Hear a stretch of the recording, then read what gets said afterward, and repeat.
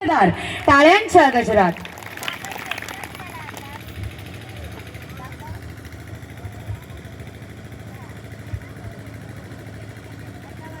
आज ह्या ठिकाणी मुरबाड तालुक्याच्या अतिशय दुर्गम अशा भागामध्ये संबंध महाराष्ट्राला प्रेरणा देणाऱ्या ह्या निर्धार शेतकरी मेळाव्यामध्ये आपल्यासोबत उपस्थित असलेले संबंध महाराष्ट्राचे एक जबरदस्त अनुभवी शेतकरी नेते, स्वाभिमान संघटनेचे निर्माते, आपले सहकारी आदरणीय राजू भाऊ शेट्टी साहेब, नुकतंच ज्यांनी आपल्याला अतिशय चांगलं मार्गदर्शन सोप्या भाषेत केलं ते आपल्या इंदुताई तुळपुळे मॅडम, त्याचबरोबर सरखोजी की ज्यांनी ह्या भागामध्ये चळवळीमध्ये अतिशय चांगल्या पद्धतीचं काम केलेलं आहे. खरं म्हणजे दोघांचीही अतिशय सकारात्मक भाषणं मी मनापासून ऐकत होतो. मी पण एक चळवळीमध्ये काम करणारा कार्यकर्ता आहे. खरंतल्या चळवळीच्या गुरु आमच्या कोण होत्या तर गुरुताई परुळेकर होत्या. ताई, माझ्या घरासमोर एक चिंचेचं झाड होतं. पूर्वी राजकीय पक्षांकडे पैसे नसायचे, त्या झाडाखाली हजार हजार माणसं एकत्र बसायची. तिथं सगळ्या राजकीय पक्षांच्या सभा व्हायच्या.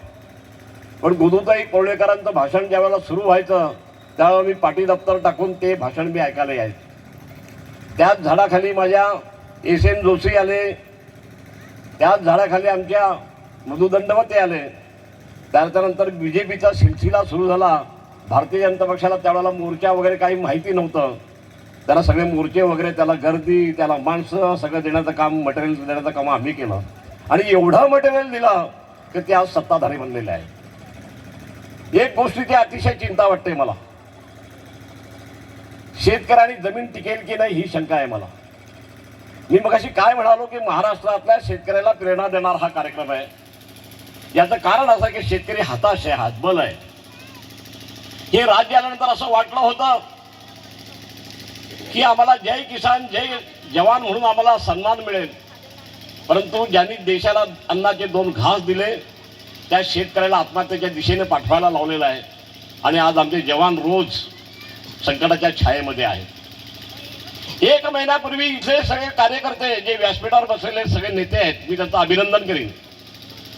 चिकाटी काय असते आणि लढाई काय असते ते त्यांनी दाखवून दिले 9 साली.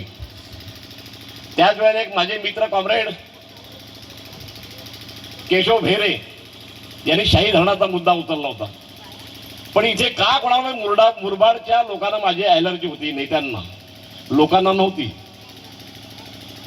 पण नेत्यांना ॲलर्जी होती म्हणून येऊच नये याच्यासाठी प्रयत्न केले. आणि परवाही मी 20 दिवसापूर्वी ज्यावेळेला आलो त्यावेळेला देखील मी येऊ नये असे प्रयत्न झाले. अरे आम्ही कधी कधी विचार करतो, अरे आमचा गुन्हा काय आहे का आम्हाला तुम्ही इथे येऊन देत नाही. अरे शेतकऱ्याची बाजू घेतो ह्या जर आमचा गुन्हा असेल तर त्यात आमचं काय चुकलं.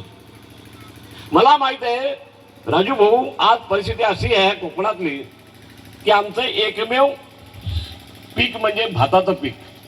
डोंगर पोखरून उंदीर काढायचं. वर्षानुवर्ष उत्पादन खर्चावर आधारित शेतकऱ्याला भाव मिळाला नाही. खतांचे दर वाढले, बियाण्यांचे दर वाढले, अवजारांचे दर वाढले, मजुरीचे दर वाढले, पण भाताचा भाव काही वाढला नाही. आम्हाला आज सरकार काहीतरी देईल, उद्या काहीतरी देईल, असं कधी घडलं नाही. गेल्या 50 वर्षात आम्ही साक्षीदार आहे. 25 वर्ष मी त्याच्यातली राजकीय पक्षात काम केलेलं आहे. आदरणीय प्रमोद महाजन असू द्या, गोपीनाथ मुंडे असू द्या, अडवाणी असू द्या, नाहीतर आणखी अटल बिहारी वाजपेयी असू द्या, त्यांच्याबरोबर काम केलेलं आहे. आपल्या सगळ्यांना माहित आहे हा सगळा इतिहास. पण शेतकऱ्याला न्याय मिळण्याच्या बाबतीमध्ये कुठलीही कृती, कुठलीही हालचाल त्या काळात काँग्रेसकडून होत नव्हती. म्हणून आम्ही विरोधी पक्षामध्ये गेलो. तिथेही काही जमलं नाही. म्हणून 25 वर्षापूर्वी कुणबी सेनेला जन्माला घातली. पण त्या कुणबी सेनेला जातीवादामध्ये अडकवून टाकली. अरे कुणबी हा शब्द हा शेतकऱ्याचा शब्द आहे, एखाद्या जातीचा नाही. जो शेती लावतो तो कुणबी. आणि सेना म्हणजे बलुतेदारांची. अरे आम्ही शेतामध्ये ज्या वेळेला उतरतो त्यावेळेला आम्हाला कोणीतरी नांगर बनवून दिला, तो सुतार झाला. कोणी फाळ लावून दिला तो लोहार झाला. कोणी मडकी घडून दिली तो कुंभार झाला. कोणी पायतानं बनवून दिली तो चर्मकार झाला. जन्माला येताना जात कोणी घेऊन आला नाही, जात व्यवसायावर ठरली. आणि म्हणून मी म्हणतो का शेतकरी म्हणून जर सगळे एकत्र येणार असाल तर कुठलीही कठीण लढाई असेल ती जिंकता येते हे मी दोनदा नाही तीनदा सिद्ध करून दाखवलेलं आहे. आपल्याला माहित आहे की ह्या देशामध्ये ब्रिटिश काळामध्ये धरण बनवण्याचं टेक्निक नव्हतं. त्यावेळेला मुंबईसाठी पाणी पुरवठा करायचा होता, ब्रिटिशांचं राज्य होतं, त्यांच्याकडे एक स्पेशल डोकं होतं. ते डोकं त्यांनी वापरलं आणि आपल्या तानसामध्ये धरणाची निर्मिती केली आणि ते पाणी ग्रॅव्हिटीने त्यांनी मुंबई शहराला दिलं. बघता बघता मुंबई रोज वाढत गेली. मुंबईच्या लगतची शहरं वाढायला लागली. एक धरण बनलं, तानसा त्याच्यातून भागत नाही म्हणून 1952 साली दुसरं धरण बनलं आपल्याकडे, वैतरणा धरण बनलं. त्याचं उद्घाटन करण्यासाठी नेहरू आले होते. त्याच्यानंतर दुसरं धरण बनल्यानंतर एक पाईपच्या 4 पाईपलाईन झाल्या, 5 झाल्या, 6 झाल्या. आज एवढी अकराळ विकराळ शहरं वाढली की मुंबई वाढली. मुंबईच्या लगतची ठाणा असू द्या, मुंबई असू द्या, कल्याण असू द्या, उल्हासनगर असू द्या, भिवंडी असू द्या, आणि आता पलीकडे जिथं वाढवण बंदर चाललेलं आहे तिथे वसई असू द्या, नाही तर विरार असू द्या, नालासोपारा असू द्या, नाही तर डहाणू असू द्या, नाही तर पालघर असू द्या, शहरांची अकराळ विकराळ वाढ होत चाललेली आहे. ही शहरं का वाढली? शेतकरी उद्ध्वस्त झाला.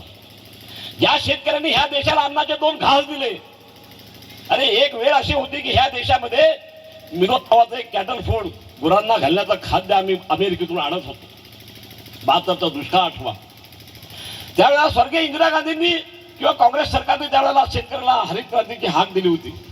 आमच्या शेतकऱ्यांनी काबाड कष्ट केले, रक्त आटवलं आम्ही त्याच्यामध्ये, आणि आम्ही शेती लावून दिली, सरकारची गोदामं भरून दिली. परंतु ते सरकार फुकट धान्य वाटायला निघालेलं आहे. अरे काय चाललंय? आज आमच्या जमिनी ज्या पद्धतीने तुम्ही घ्यायला लावलेल्या आहेत ही शर्मेची बाब आहे. मला माहिती आहे तानसा वैतरणाचा लढा ज्यावेळेला मी सुरू केला त्यावेळेला न्याय मिळणार नाही म्हणून सगळे पळून जायचे. ताई सगळे पळून जायचे. ज्यांचे अर्ज होते ना नोकरीसाठी तेही पळून जायचे. का आपल्या एकाही राजवडीला जे जमलं नाही, जे आमदाराला जमलं नाही, खासदाराला जमलं नाही, मंत्र्याला जमलं नाही, कुठल्याही राजकीय राजवडीला जमलं नाही, ते काम विश्वनाथ पाटील कसा करू शकतो? पण मी 82 गावामध्ये जबरदस्त जागृती निर्माण केली. माझ्या संघटनेवरचा जातीवादाचा आरोप पुसण्यासाठी मी आदिवासीमध्ये जाऊन उतरलो. ज्यांच्या ज्यांच्या जमिनी गेल्या त्याच्यामध्ये जागृती आणली. आगरी समाज असू द्या, मराठा समाज असू द्या, मुस्लिम समाज असू द्या, आदिवासी समाज असू द्या, प्रकल्पग्रस्त तिथून एकच, आणि सगळ्यांची एक मूठ वज्रमूठ बनवली. आम्ही 17 वर्ष लढलो. एक असं निर्णायक आंदोलन हातामध्ये घेतलं आम्ही. ते आंदोलन मी विस्ताराने काय सांगणार आहे, कारण तुम्हाला ताकद देण्यासाठी आम्ही आलो, इथं भाषण करण्यासाठी आलेलो नाही. आम्ही काय केलंय ते लढा कसा जिंकला हे तुम्हाला सांगितलंच पाहिजे, यासाठी इथं आलोय मी. असा बसलो तिथे जाऊन 10,000 माणसं माझ्याबरोबर होती. स्वयंपाकाचं सगळं सामान होतं. माझ्या मुलीचं लग्न 15 दिवसावर होतं. मला कलेक्टर आणि SP सारखे दम मारत होते का साहेब तुम्हाला नको का आम्ही लावणार आहोत. म्हटलं लावा ना, आतमध्ये बसवा ना. नाही म्हणजे मुलीचं लग्न आहे तुमच्या. अरे म्हटलं बसवा ना. पण माझ्याकडे एक कागद होता. मगाशी मी शेट्टी साहेबांना सांगितलं माझ्याकडे एक कागद होता का त्या जमिनी त्यांनी लीजवर घेतल्या होत्या 100 वर्षाच्या, आणि लीज संपली होती. एक वाक्य असं वापरलं मी. SP आला होता त्या ठिकाणी, कलेक्टर आला होता, की मला जर न्याय देऊ शकले नाही तुम्ही तर बांब लावून हे पाईपलाईन मी उडून दिल्याखेरीज राहणार नाही. त्यावेळेला अधिवेशन चालू होतं. भले भले तंत्रले होते. आणि ज्या वेळेला मला अनेक धमक्या देऊन देखील मी मागे हटायला तयार नाही, त्यावेळेला त्यांना कागद दाखवला की ह्या कागदाचा आधार घेऊन सांगतो ज्यांच्या जमिनी गेल्यात, ज्यांचं जगण्याचं साधन गेलंय त्याला तुम्ही जगण्याचं साधन दिलं पाहिजे, नोकऱ्या दिल्या पाहिजे. 950 लोकांना नोकऱ्या घेतल्या. त्यामध्ये आम्ही जात कोणाची विचारली नाही, कोणाकडून पैसे घेतले नाही, कोणाकडून सभासद नोंदणीचे देखील पैसे घेतले नाही. आणि ताकदीच्या बळावर, जनतेच्या ताकदीच्या बळावर लढाई कशी जिंकता येते त्याचं उदाहरण तयार केलं. आपल्या ठाणे जिल्ह्यामध्ये तयार केलं. आज धरणापाठी बघून धरणं धावतात, शहरापाठी बघून शहरं वाढली, खेडी ओस पडली. त्या खेडी ओस पडलेल्या खेड्यामध्ये शेतकऱ्याचा तरुण वर्ग शेतावर जायला तयार नाही. साहेब आम्हाला पाणी पण दिलं नाही. आम्ही अख्खी मुंबई पोचली, मुंबईच्या लगतची शहरं पोचली. आम्ही आमच्या जमिनी दिल्या. आम्ही ज्या जमिनीवर आम्ही आईसारखा प्रेम केलं त्या जमिनी आम्ही दिल्या. यांची धरणं बांधून थांबत नाही, रोज एक नवीन धरण बनवतात आणि त्याचं पाणी मात्र मुंबई करून देतात. अरे मुंबईला माणसं राहतात, आम्ही काय जनावर आहोत काय? अरे आम्ही ह्या देशाचे नागरिक नाही का? आम्ही ह्या देशाचे नागरिक नाही? आम्ही ह्या देशाला पोचण्याचं काम करतो, आम्ही स्वाभिमानाने जगतो, हा आमचा काय गुन्हा आहे का? परंतु राज्यकर्त्यांनी आपली परीक्षा आजपर्यंत घेतली, पण त्याला जबाबदार कोण असेल तर आम्हीच आहोत. स्वाभिमान दाखवला पाहिजे.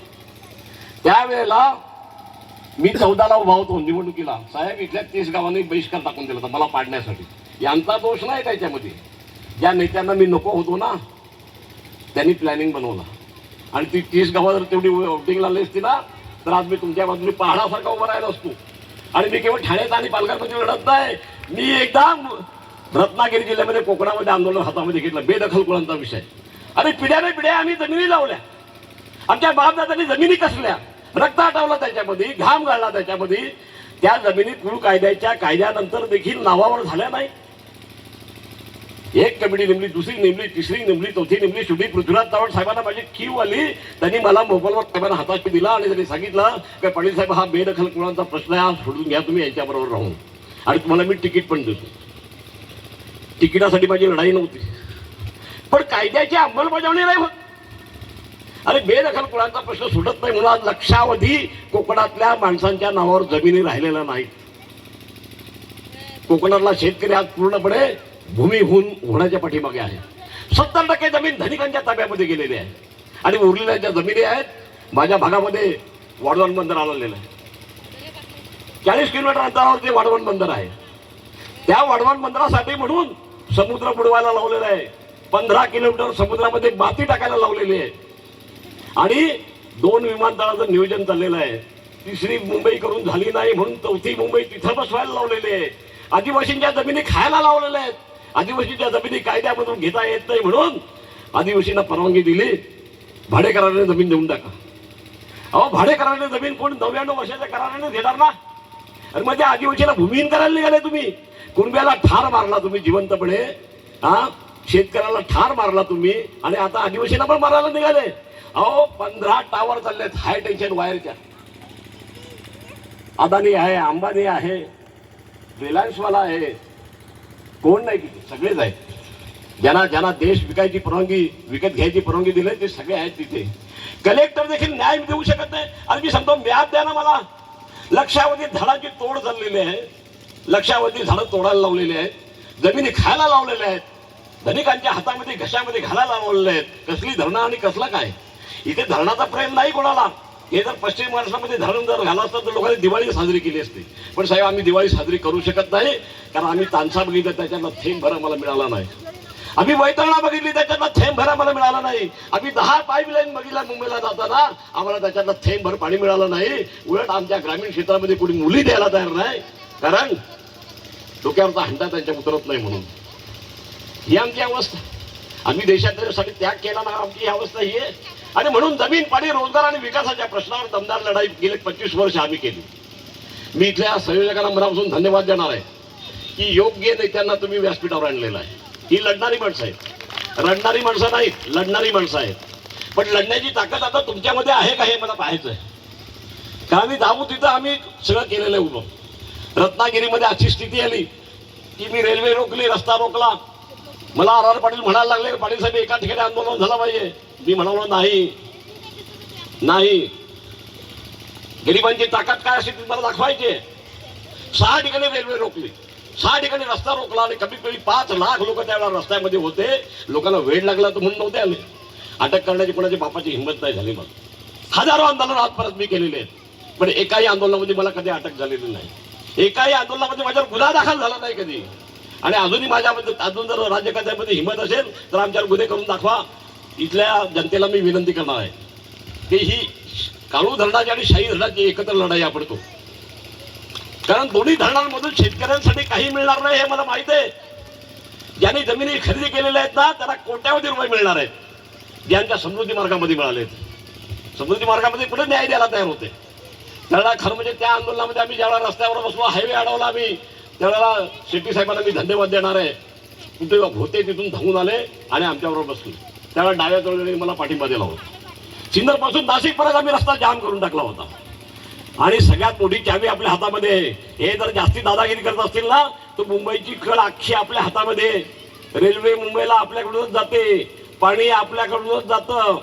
गुजरातच्या बॉर्डरवर मी राहतो, तिथून पण रेल्वे आहे ती पण आम्ही रोखू शकतो.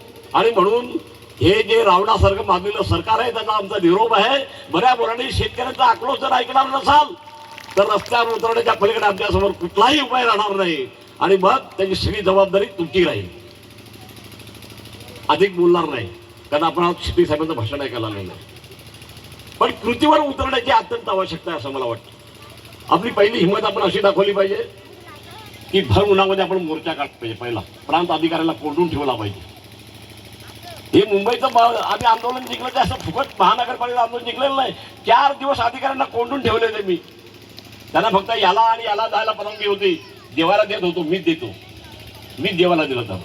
तर मी कुणबी आहे, माझी जबाबदारी. आम्ही पोशिंदे आहोत, पण पोशिंद्याच्यात जर तुम्ही अंत बघत असाल तर तुमचा अंत बघायला आम्हाला टाईम लागणार नाही. हे पण त्यांना मी बजावलं होतं. नाही मिळाला ना, न्याय मिळतो पण लढून मिळवायला लागतो. एक होता शेट्टी साहेब, मी पण काँग्रेसचा विरोधक होतो. मला तर तिकीट द्यायला स्वतः राहुल गांधी आले होते भिवंडीला, स्वतः आले होते. पण त्यांनी मला तिकीट दिलं होतं, हे खरं आहे. पण काँग्रेसच्या काळामध्ये कमीत कमी मोर्चा काढला, एखादा अर्ज केला तर न्याय तरी मिळत होता हो. आता तर मोर्चा काढणं म्हणजे काय गुन्हा झालाय.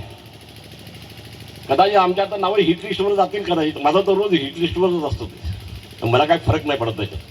पण मला असं वाटतं की त्याच्या आधी आता ह्या 1 महिन्यात लग्न एकदा थांबली ना, त्या गाव बैठका सुरू करा. या धरणाचा विषय, पोटतिडकीचा विषय म्हणून आपण लावला पाहिजे. साहेब, हे नंदनवन आहे. आपण सकाळी ज्यावेळेला फिराल त्यावेळेला आपल्या डोळ्यातून नक्की अश्रू येतील असं मला वाटतं. कारण ही जी जमीन आहे ना, ही नंदनवन आहे, काश्मीर आहे. ते काश्मीर डुबवण्याचा अधिकार कोणाला कोणी दिलेला नाही, हे जाहीरपणानं आम्ही आज ह्या शेतकरी मेळाव्याच्या निमित्तानं सांगतो. आणि आपण मला निमंत्रित केल्याबद्दल मी मनापासून आपल्याला धन्यवाद देतो. जय हिंद, जय महाराष्ट्र.